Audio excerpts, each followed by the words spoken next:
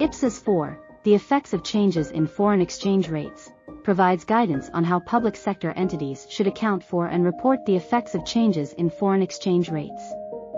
Here are key points and principles outlined in Ipsas 4. 1. Functional currency. Public sector entities are required to determine their functional currency.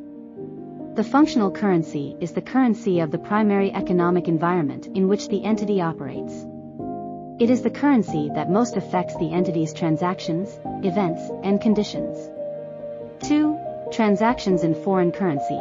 Transactions denominated in a foreign currency are initially recorded using the exchange rate at the date of the transaction. This applies to both monetary and non-monetary items.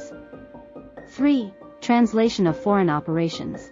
If a public sector entity has foreign operations, example, subsidiaries, associates, or joint ventures, with a functional currency different from the entity's presentation currency, the financial statements of those foreign operations are translated into the presentation currency. 4. Functional currency translation.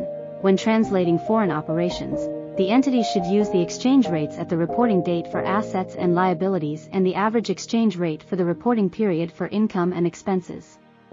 Any resulting translation differences are recognized in the statement of financial performance. 5.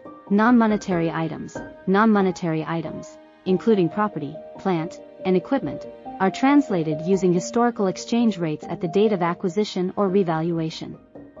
6. Foreign exchange gains and losses. Foreign exchange gains and losses arise from the settlement of foreign currency transactions and the translation of foreign operations.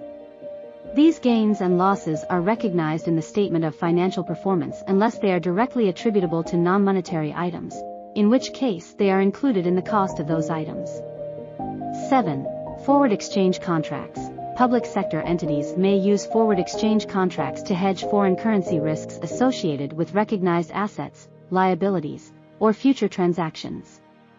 The standard provides guidance on accounting for such contracts.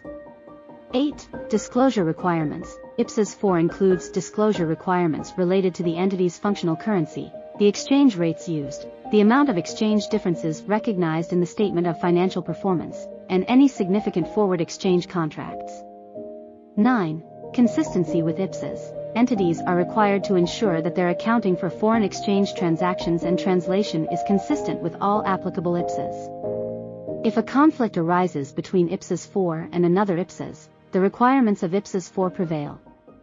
Ipsas 4 aims to ensure that public sector entities accurately account for the effects of changes in foreign exchange rates, providing transparency regarding the impact of currency fluctuations on their financial position and performance. It helps entities make informed decisions regarding foreign currency transactions and assess the potential risks associated with foreign operations.